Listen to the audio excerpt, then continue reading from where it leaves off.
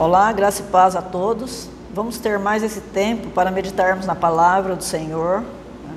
Vamos orar, que hoje nós vamos dar continuidade ainda no estudo sobre a mentira que Satanás nos conta sobre o pecado, né? Que tem os seus vários aspectos, né? Então, vamos fazer uma oração nesse momento. Senhor, obrigado por esse momento que o Senhor nos concede. Obrigado, Senhor, pela Tua palavra que é tão clara.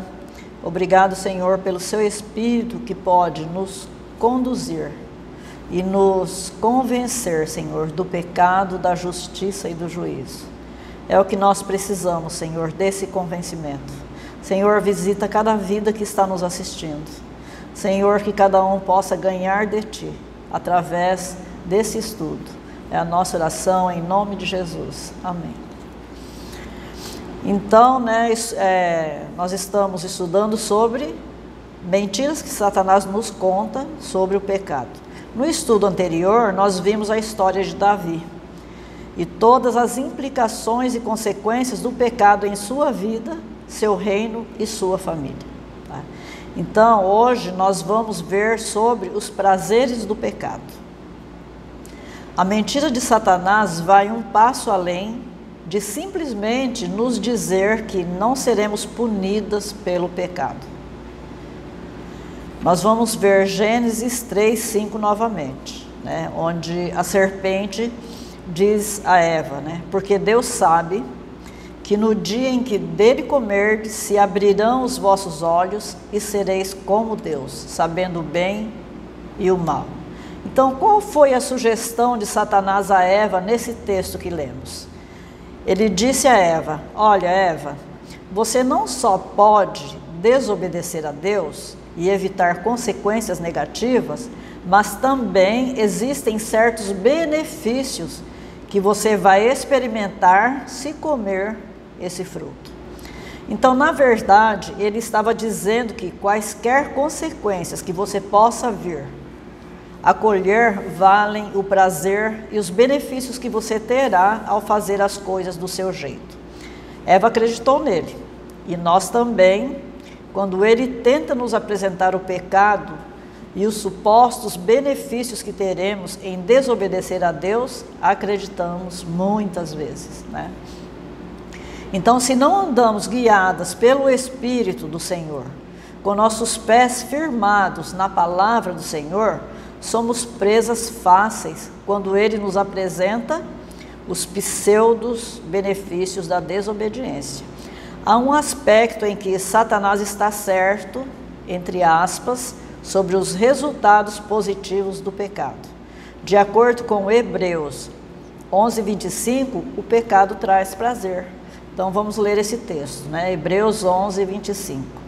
Então, o autor de Hebreus, ele está falando sobre Moisés, né, que foi criado no Egito, com toda a ciência do Egito, porém, depois ele começou a sentir as dores pelo povo dele, né, pelos hebreus. E aqui no verso 25 do capítulo 11 de Hebreus, o autor diz o seguinte: escolhendo antes ser maltratado com o povo de Deus, do que por um pouco de tempo ter o gozo do pecado. Então, o pecado, ele traz prazer, mas é tão imediato e tão rápido, e tão passageiro, por isso que Satanás usa muito o pecado, porque a tendência é você querer mais, se aprofundar mais, né? Entrar mais no pecado. Por quê? Porque esse prazer tão momentâneo passa tão rápido, tá? Então, o pecado traz prazer por um curto período de tempo. Em última análise, o pecado causa um efeito devastador. Não nos enganemos, não vale a pena. E também não nos enganemos quanto ao tamanho do pecado que ele nos apresenta. Não existe pecadinho e não existe pecadão. Não há exceções, tá?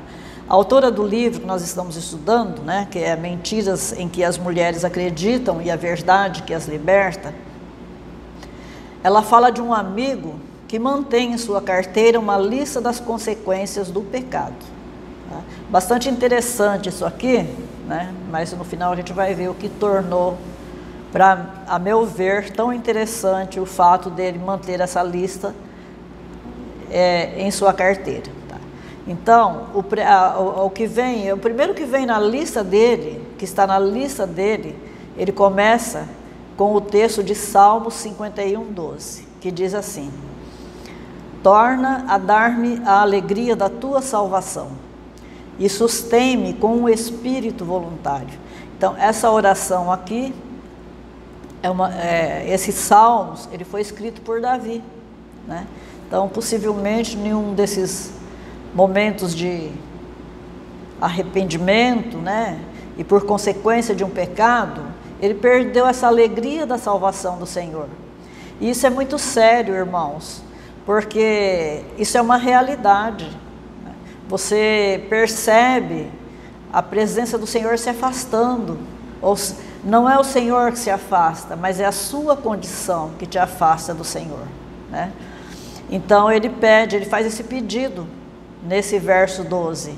Se vocês lerem lá Salmo 51, tem N outras, né, colocações dele que nos leva a crer que ele está ali, né, sofrendo a consequência do pecado. Então ele diz, torna a dar-me a alegria da sua salvação. Então, o pecado rouba a nossa alegria. Por isso que a palavra diz que é momentâneo. É bom agora, mas daqui a pouco traz um pesar, né? E também, nessa lista, diz que o pecado traz culpa. Isso está no Salmo 51:3, o mesmo Salmo de Davi. Então diz assim: porque eu conheço as minhas transgressões e o meu pecado está sempre diante de mim, né? Então uma pessoa que ela está na prática de uma coisa errada, ela vai ganhando distância, né? Criando distância do seu ambiente natural, né? Do seu convívio normal, porque vem o medo, né? A insegurança de alguém descobrir, né? E tal, e qualquer forma que uma pessoa olha para ele meio diferente, já acha que é aquilo. Então, ou seja, traz culpa o tempo todo, né? E uma outra lista e uma outra dessas frases é: o pecado dá vantagens a Satanás. Então, 2 Coríntios 2:9, Paulo diz assim: e para isso vos escrevi também, para que por esta prova saber se sois obedientes em tudo. E a quem perdoardes alguma coisa, também eu. Porque se eu também perdoei alguma coisa, a quem a perdoei, por amor de vós, o fiz na presença de Cristo. Então, o enfoque aqui é esse finalzinho aqui, né? Para que não sejamos sobrepujados por Satanás, porque não ignoramos os seus ardis. Então ele mostra tudo como sendo bom, mas ele nos cativa negativamente, né, com o pecado. Então ele se alegra com o nosso pecado. Por quê? Porque Deus está sendo envergonhado com os nossos pecados e com as nossas práticas, né, que dão vantagens a Satanás. Então, sempre que nós caímos e saímos da posição que o Senhor nos colocou, Ele tem grande vantagem e grande prazer nisso. Porque a Bíblia diz que Ele veio para matar, roubar e destruir. Ele só tem esse foco. Mas Ele não pode chegar aqui e dizendo que veio: olha, eu vim aqui para matar vocês, para roubar a mente de vocês e para destruir vocês, né? Então ele vem de uma outra forma, sorrateiramente, como é, né? Como é do jeito dele mesmo, né? É o que ele é, né? Ele vem sorrateiramente, ele vem com coisas boas, com coisas bonitas, com coisas agradáveis, certo? Então Paulo diz,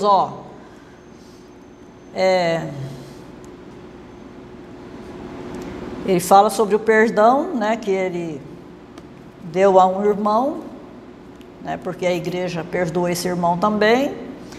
E ele fala, né, que fez na presença de Cristo para que Satanás não sobrepujasse sobre eles, porque nós não devemos ignorar os ardis de Satanás, tá?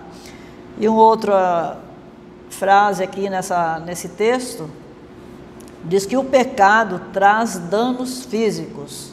Isso está em Salmos 38:1. Ó Senhor, não me repreendas na tua ira, nem me castigues no teu furor, porque as tuas flechas se cravaram em mim, e a tua mão sobre mim desceu. Não há coisa sã na minha carne, por causa da tua cólera, nem há paz em meus ossos, por causa do meu pecado, pois já as minhas iniquidades ultrapassaram a minha cabeça. Como carga pesada são demais para as minhas forças. As minhas chagas cheiram mal e estão corruptas, por causa da minha loucura. Estou encurvado, estou muito abatido, ando lamentando todo dia, porque os meus lombos estão cheios de ardor, e não há coisa sã na minha carne. Estou fraco e muito quebrantado. Tenho rugido pela inquietação do meu coração. Senhor, diante de ti está todo o meu desejo, e o meu gemido não te é oculto. O meu coração dá voltas, a minha força me falta, quanto à luz dos meus olhos, ela me deixou. Os meus amigos e os meus companheiros estão ao longe da minha chaga, e os meus parentes se põem à distância. Então isso aqui é uma grande realidade. Como nós vemos isso acontecendo muitas vezes, né? Geralmente em casamentos onde há a traição, né? O adultério. Então você vê em muitos casos os homens, né, que cometeram isso, eles estarem numa situação dessa, né? Porque eles gastam o que têm e depois gastam o que não têm, eles ficam sem nada, eles ficam sem a família, eles traz todo esse sofrimento para a carne, né? Toda essa consequência do pecado, ela é manifestada na carne, né? Então, é por isso que ele diz, né, que por causa do pecado, o seu corpo está todo doente, né? Então ele fala que o pecado, também uma outra dessas, da lista desse moço, diz que o pecado provoca uma dor na alma. Salmos 32:3. Quando eu guardei silêncio, envelheceram os meus ossos pelo meu bramido em todo o dia. Porque de dia e de noite a tua mão pesava sobre mim. O meu humor se tornou em sequidão de estio. Então só lamento e lamúria e pagamentos pela consequência do pecado, né? Também uma frase nessa lista é que o pecado entristece o coração de Deus. Vamos ler Efésios 4:30. E não entristeçais o Espírito Santo de Deus, no qual estáis selados para o dia da redenção. Então, você que está me ouvindo, né, se você não creu no Senhor ainda, a obra de Cristo foi feita. Então, se você creu, ela foi feita por você, e se você não creu, ela foi feita por você, né? Então, todo o desejo do Senhor é que nós nos voltemos para Ele e sejamos selados por esse Espírito, para que o Senhor possa governar a nossa mente, os nossos desejos, as nossas emoções e tudo que gira em nosso redor, tá? Então, o Senhor tem esse desejo. Também nessa lista, ele diz que o pecado abre portas para outro pecado, tá? Isso está em Isaías 30, verso 1. Ai dos filhos rebeldes, diz o Senhor, que tomam conselho, mas não de mim, e que se cobrem com uma cobertura, mas não do meu espírito, para acrescentarem pecado sobre pecado. Isso é uma realidade. Então, eu não me lembro onde é que eu vi uma história de uma moça. Ela tinha uma vida muito difícil, né? De família, o pai morreu, depois a mãe adoeceu e ela muito nova foi trabalhar fora, né? E trabalhou uns tempos, foi mandada embora, foi para uma outra cidade, né? Arrumar outro emprego. E nessa outra cidade, a única coisa que ela conseguiu fazer para ganhar dinheiro foi vender o seu corpo, né? Então ela começou a vender o corpo para poder conseguir aquele dinheiro para tratar da mãe doente. E, consequentemente, no meio de tudo isso, prostituição, bebida e tal, ela começou a usar droga. Então, assim, ela conta o testemunho dela, depois ela creu no Senhor, mas é um testemunho bastante triste, né? É, assim, uma vida bastante triste. Então, assim, ela, de uma coisa, ela já passou para outra, né? E isso é uma realidade, né? Então, o Senhor diz aqui, ó, para acrescentarem pecado sobre pecado, tá? E uma outra que também pega bastante, né, quem está em uma situação assim, é que o pecado produz medo. Isso está em Provérbios 28:1. Diz assim: os ímpios fogem sem que haja ninguém a persegui-los, mas os justos são ousados como um leão, né? Então, bastante verdadeiro esse provérbio. Isso aqui é uma realidade. Às vezes tem uma pessoa ali que cometeu um crime, a polícia não está nem procurando ela, mas quando ela vê a polícia, ela foge, né? Então, ou seja, está sempre com esse medo, né? E também que o pecado nos faz seu escravo, tá? Isso está em João 8:34. Respondeu-lhes Jesus: em verdade vos digo, que todo aquele que comete pecado é servo, é escravo do pecado. E é um fato, né? Então, essa é a lista que o amigo da autora carregava na carteira. E segundo o comentário dela, quando ele era tentado a desobedecer a Deus em alguma questão, pegava a lista e lia. E se perguntava se valia a pena, se esse era um preço que realmente ele queria pagar, né? Se aquele pecado, né, ia valer o preço que ele ia colher depois, tá? Então, às vezes, as consequências dos nossos pecados não são vistas até meses ou anos depois. Às vezes, elas não aparecem até a próxima geração. Algumas consequências serão adiadas até que estejamos diante do trono de Deus. E aí, né, infelizmente, o Senhor não vai poder fazer nada, tá? E é por isso que insistimos em pensar como tolos que somos, que de alguma forma conseguiremos não ser punidos pelo nosso pecado. Como nós vamos ler aqui em Eclesiastes. Eclesiastes 8:11. Porquanto não se executa logo o juízo sobre a má obra. Por isso o coração dos filhos dos homens está inteiramente disposto para fazer o mal, tá? Então, não, isso não acontece não. Já vi cara fazer tanta coisa errada, tanta maldade, não aconteceu nada com ele, né? Isso é um engano, viu? Isso é uma mentira de Satanás, tá? Que quer nos ver nos enlameando no pecado para que ele triunfe sobre nós, tá? Então, um dos propósitos de Deus em retardar o castigo divino é nos dar tempo para nos arrependermos. Isso é amor incondicional. Isso é o procedimento de um Deus maravilhoso, que não quer que nenhum se perca, como diz aqui em 2 Pedro 3:9. Diz assim o texto: o Senhor não retarda a sua promessa, ainda que alguns a tenham por tardia, mas é longânimo para conosco, não querendo que alguns se percam, senão que todos venham a arrepender-se. Então, o prazer do Senhor é que nos lancemos diante dele com o coração arrependido.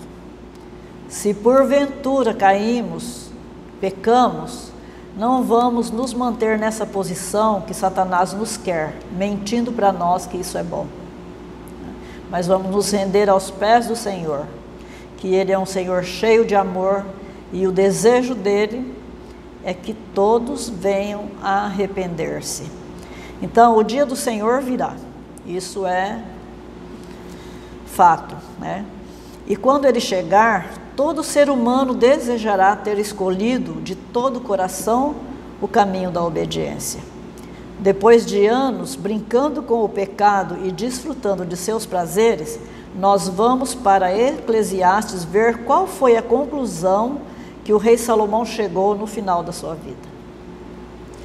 Salomão também, né, teve aí uma série de quedas, né, e no final da vida dele, ele viu que tudo foi vão, tudo foi vaidade, né? Então nós pensamos que quando a Bíblia diz, né, que tudo no mundo é vaidade, é você usar batom, é você usar esmalte, é você, entendeu? Essa é a visão que muitos têm, né? Uma grande maioria de cristãos tem essa visão, mas não é isso. Essa vaidade aqui é que tudo é vão. Por quê? Porque nada desse mundo você vai levar e nada vai permanecer eternamente nesse mundo. Tudo vai ser destruído, tá? Então, em Eclesiastes 8:12 e também no capítulo 12, 13 e 14, nós vemos a seguinte fala: ainda que o pecador faça o mal 100 vezes e os dias se lhe prolonguem, contudo eu sei com certeza que bem sucede aos que temem a Deus, aos que temem diante dele. Tá? Isso é Salomão, né, falando. No verso 13 ele diz assim, ó, porém o ímpio não irá bem, e ele não prolongará os seus dias, que são como a sombra, porque ele não teme diante de Deus.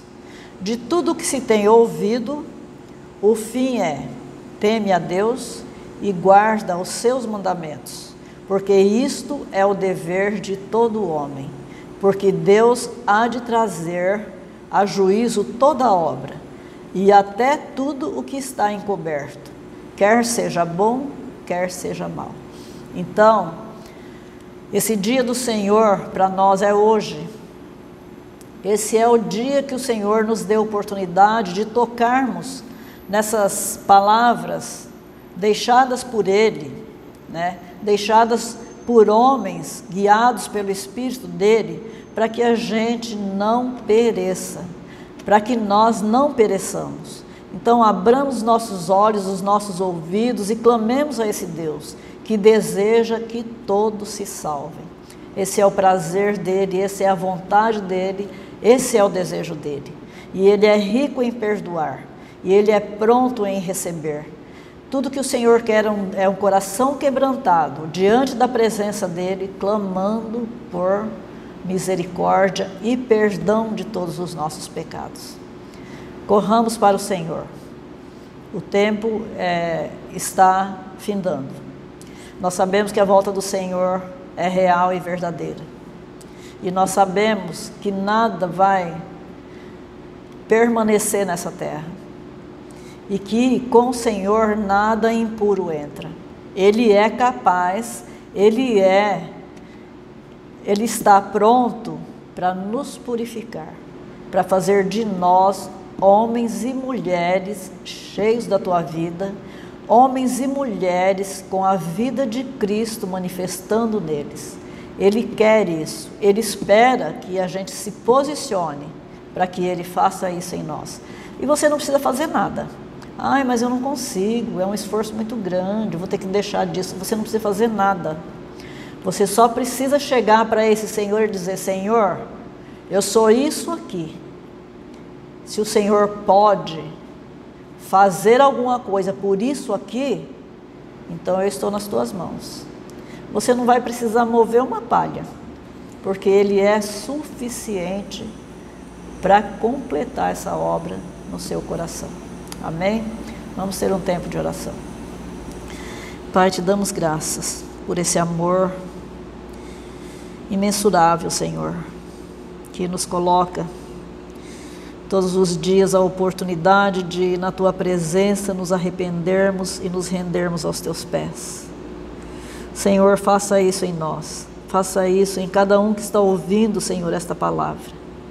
Quebranta nossos corações, Senhor. Desfaça, Senhor, todo o jugo que Satanás tem colocado sobre nós. Senhor, nos livra, Senhor, de toda mentira que ele tem contado a nós e nos separado de Ti. Por misericórdia, Senhor. Em nome de Jesus. Amém.